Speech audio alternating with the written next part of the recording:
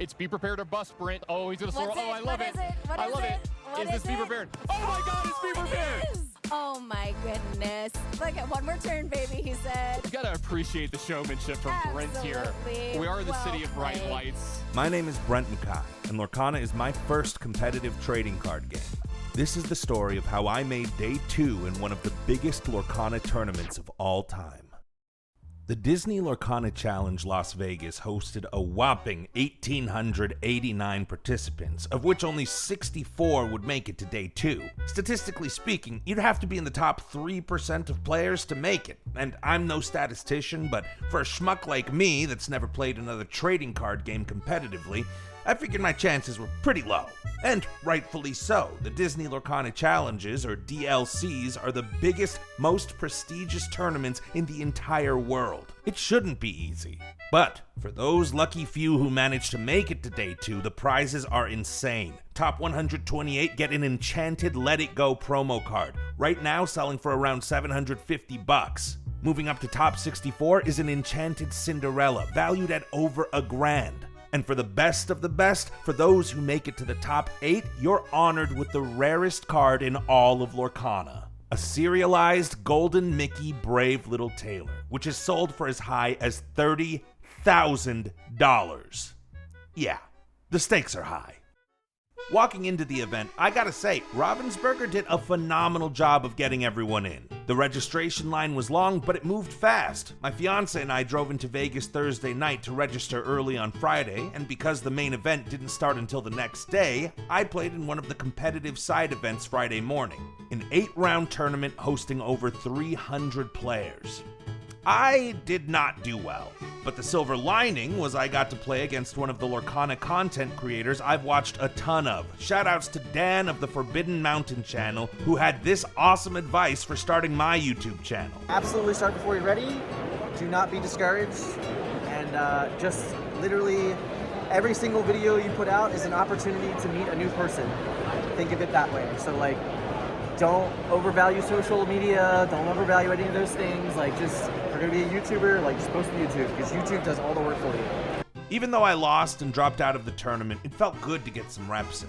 Leading up to the DLC, I didn't get a lot of time to go out and practice, so the week before, I hired a coach to help me not embarrass myself at my first major event. This is Kendall Burdett, aka No I'm Not. He's a Ruby Amethyst specialist, which is the kind of deck I like to play. He's made day 2s in other Lorcana challenges and has taken first place in some notable large field Lorcana tournaments. He helped me build my deck, which you can see here. And by helped, I mean I completely copied his deck and he taught me how to pilot it against all the different matchups. Thanks, Kendall! Anyway, day 1 was over, and before I knew it, I was back for the main event.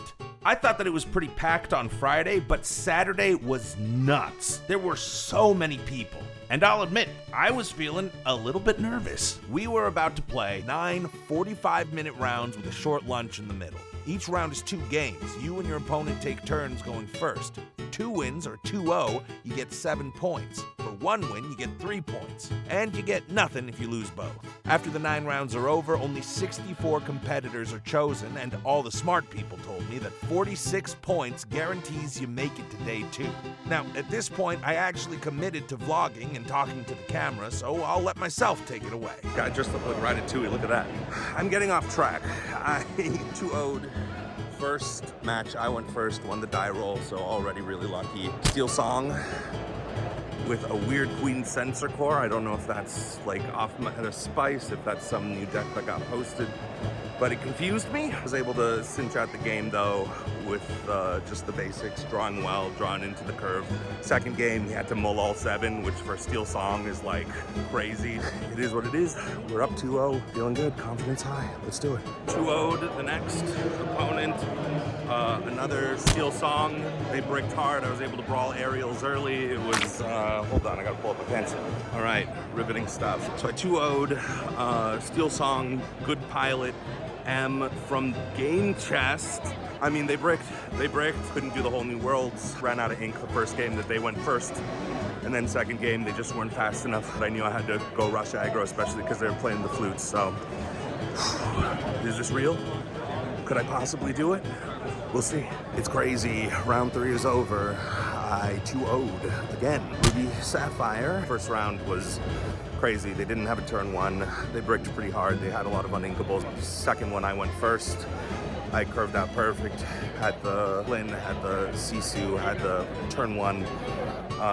It's just tough to beat for that matchup. So I'm cautiously optimistic that things can keep rolling the way that it's rolling. Got myself the Dragonfire card.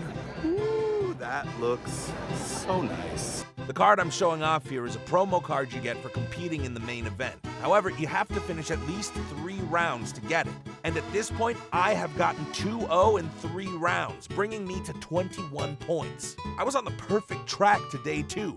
However, the level of difficulty was about to go way up. I figured that since the promo card only required you to play 3 rounds, a ton of the more casual players would drop after the 3rd round, leaving the best, strongest, scariest players to mop up the lucky casual guys like me. While I was nervous, I was in the zone, so I'll throw it back to myself for the play-by-play of round 4 and 5. Another 2-0 into the mirror. Only difference, no libraries. They're playing Elsas, they're playing the crabs, extra crabs. I got mad lucky. First game, just drew the nuts. I had the Flynn rider, I had the Sisu. He missed one of his turns, I think. The second game, he missed his turn too. And I mean, from there, I was able to double Flynn, which is a crazy line, but I gambled on it. Put out my goat on turn 4, and he wasn't able to do anything about it. He didn't have the goat, he didn't have the Maui's. So, yeah, gonna go hang out with the gang, with the LA gang over here. See you after round 5. Absolutely insane. I have 2-0'd another opponent, Ruby Sapphire. I won the dice roll. He sort of bricked halfway through, so it was unfortunate. I was able to cast a library my way to victory. Second game, I went second. He wasn't able to get full value out of the Hiram. He needed to focus more on the removal than the card draw. He wasn't able to find the answers. I rode the castle, I rode the library to victory, and see you after round 6. 5 rounds winning 2-0 means I've secured 35 points. I still needed to get to 46 points or more to secure day 2, but under Lorcana's rules, you're allowed to ask for a split with your opponent. And if they agree, you each get 3 points without having to play. So with 4 more rounds, as long as my opponents agreed to split, I'd get another 12 points, bringing me to the magic number of 47 points, securing me a day 2. But then my opponent in round 6 declined the split, so I had to play against another beast. I'm gonna turn it back to me for the wrap-up here. Okay, undefeated run over, but 1-1. That's good enough. I tried to offer the guy a draw. He didn't want to take it. We went into a crazy match. Ruby Sapphire, he was smart. On the first one, he let me go first. I took it from him. Game 2, it was close. I basically got to 19 lore. He got to 20 with the Tamatoa dime combo. What can you do? My next 3 opponents agreed to split, and just like that, I made it to day 2. I topped my first big tournament in my first competitive trading card game. I can't describe how incredible it felt. And as if the day wasn't awesome enough, in between rounds, I got a chance to speak with a bunch of awesome Lorcana content creators. I'll drop these vlog interviews on this channel later, along with my favorite competitive Lorcana player, Zach Bivens. He's made more day 2s in these challenges than anyone else, and generously gave me some advice for my first day 2.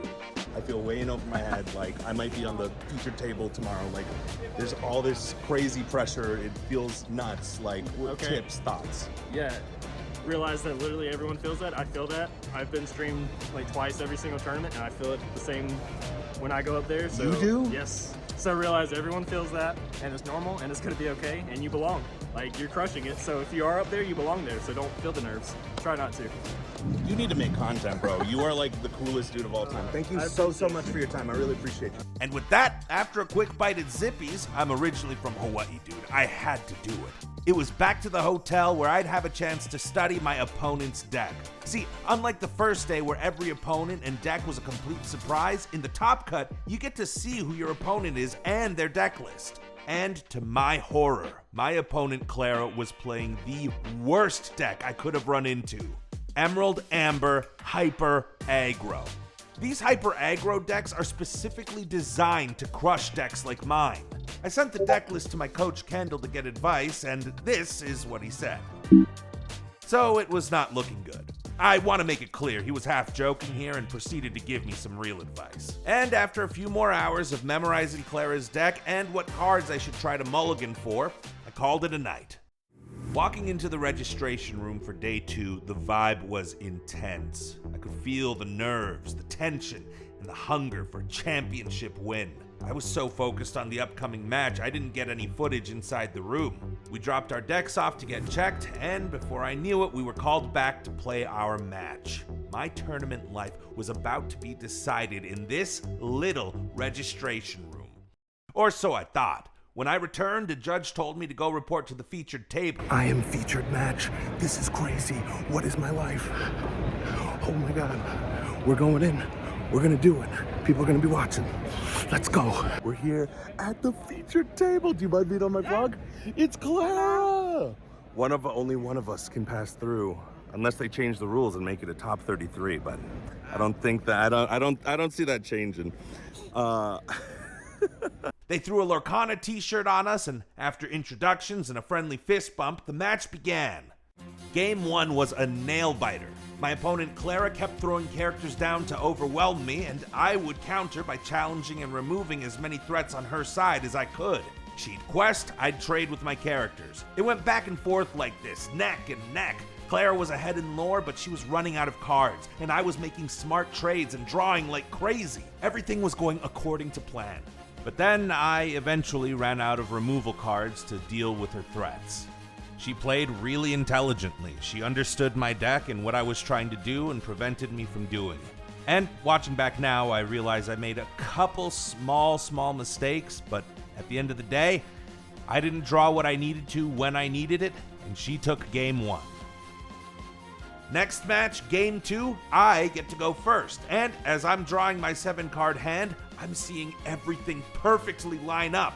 I have the Madam Mim Snake, which is great for aggressive trades. I have the Madam Mim Fox, which can rush and challenge the turn she's played, providing a massive threat to Clara's smaller characters. And I have one of the best cards in Lorcana, the Merlin Rabbit, which not only provides another body on board, but draws me a card when it's played and a card when it's banished. But there's one crucial part of my hand that's missing, a 1-cost character.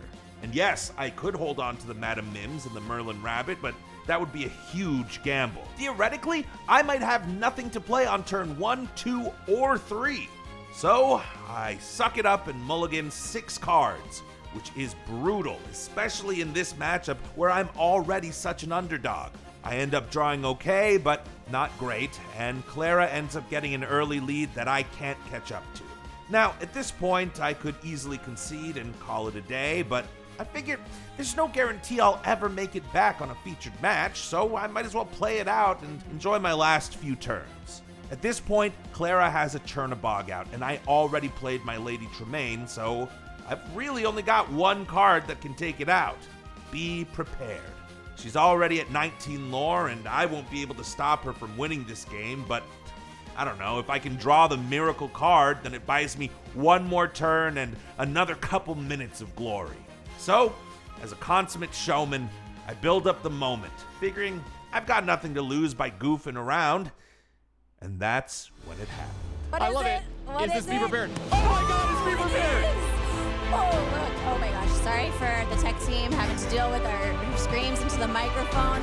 Oh my goodness. Look at 1 more turn, baby, he said. Oh, Brent getting the card that he needed there. I wish you could have been there.